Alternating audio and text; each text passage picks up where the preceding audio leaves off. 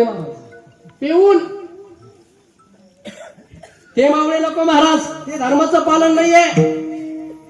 धर्माचं पालन काय? महिला मंडळ. तुमचं आमच्या धर्मावरती आपण बोलत होतो. जर तुमचा मुलगा असेल, तुमची मुलगी असेल, आता आल्या माझी एंट्री झाल्यानंतर बघितलं महाराज, अनेक माझ्या भगिनी या ठिकाणी होत्या, अनेक छोटे छोटे मुलं होती महाराज, अनेक तरुण पोरं होते. गोडसे बाबा, आनंद वाटला मला बघून. हे तुम्हाला घडवायचं महाराज, येणाऱ्या पिढीला सांगावं लागणार नाही. आणि खऱ्या अर्थानं आज शनिवार आहे महाराज. शनिवार म्हणजे माझ्या बजरंगबलीचा वार आहे. तुम्हाला सांगतो, तुमच्या घरामध्ये आज लाखो रुपयाचे मोबाईल असतील महाराज, पण कोणाच्या घरामध्ये हनुमान चालीसा नसेल. वर हात करा, कोणाकोणाकडे हनुमान चालीसा आहे. टाळ्या वाजवा त्या आईसाठी, एकाकडेच हनुमान चालीसा आहे. शिवकांती काय?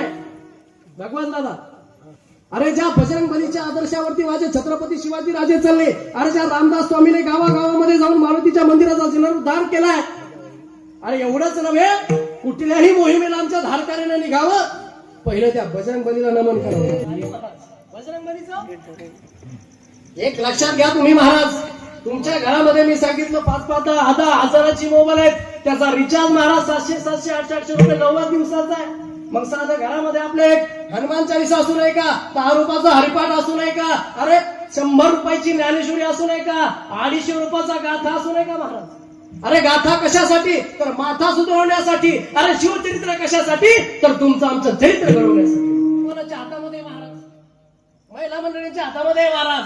आज एवढी पोरं तुमच्या गावातनं महाराज बलिदान मास करण्यासाठी बाहेर पडली, हे गावगाव होत नाही बाबा.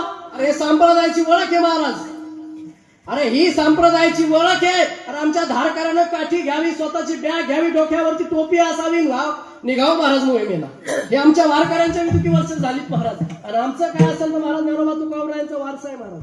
अहो पहिले कीर्तनकार म्हणजे काय हो? मंदिरामध्ये बसायचे, कोणाच्या घरचं पाणी पित नव्हते, कोणाच्या घरी जेवायला जात नव्हते, आणि कीर्तन झालं तर नारळ बी घेत नव्हते. असे पहिले कीर्तनकार होते महाराज. पण खऱ्या अर्थानं महिला मंडळीनं तुमच्या हातामध्ये. आज तुमच्या गावातनं एवढी पोरं बाहेर पडली महाराज, एवढी पोरं बलिदान मासासाठी आली, मग गावात एवढीच पोरं आहे का? भगवान दादा, हे का वाईट कार्य आहे का महाराज? अरे आपण हिंदू धर्मात जन्माला आलोय, नवे भारतात जन्माला आलो. अरे भारतात जन्माला येऊन महाराष्ट्रात जन्माला आलो, याच्या पलीकडे मराठवाडा जन्माला आलो, याच्या पलीकडे जालना जिल्हा जन्माला आलो, याच्या पलीकडे घनसंगी तालुक्यात जन्माला आलो, याच्या पलीकडे पाणीवाडी जन्माला आलो. काही का हो? यासाठी मला एक वचन द्या पोरांनो.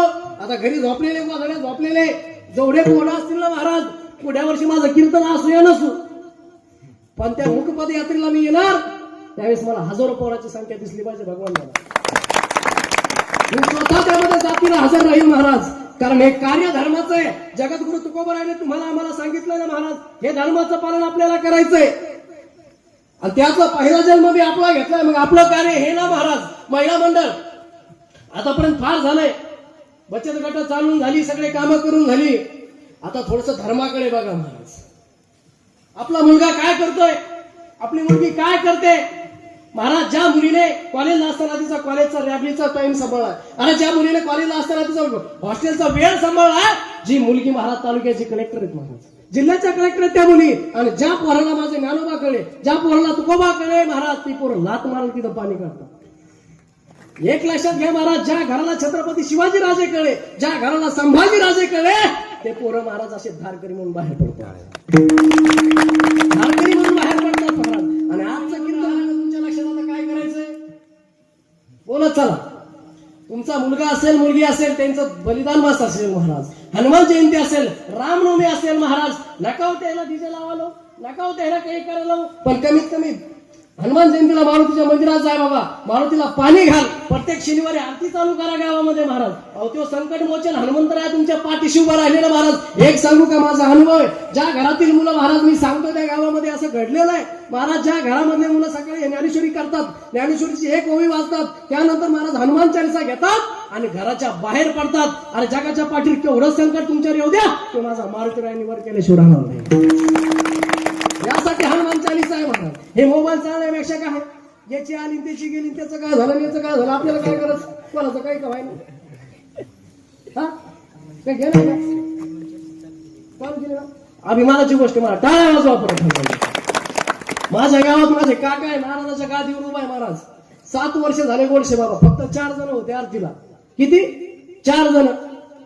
एकाच्या आरती पाहत नव्हती महाराज आमच्या जाऊ इकडे यायच्या अगोदर आरती फिरत तिथं ताट बंद होतंय ताट बंद होतं तर घंटी बंद होत कडवा मागचं पुढचं माग पण होऊ द्या महाराज जुनी मंडळी काय करतात माहितीये का पोरं भाजनाला आले द्यायला टाळ वाजा लागले का कशी का वाजली वाजू द्या ते हातून विसरू द्या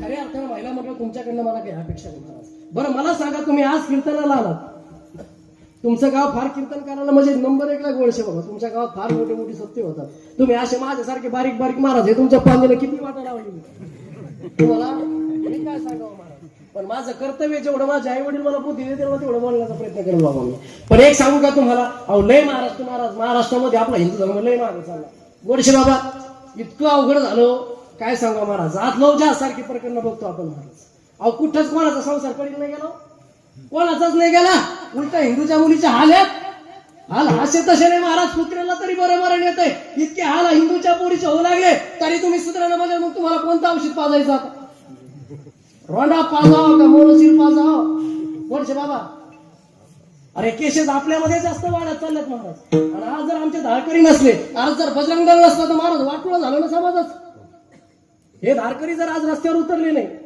आज बजरंग दलवाले जर रस्त्यावर उतरले नाही तर हिंदू धर्म पुढायला वेळ लागणार नाही महाराज वेळ लागणार नाही महाराज हे आपल्याला सहजासहजी भेटलंय का एवढं नाही भेटलं ना महाराज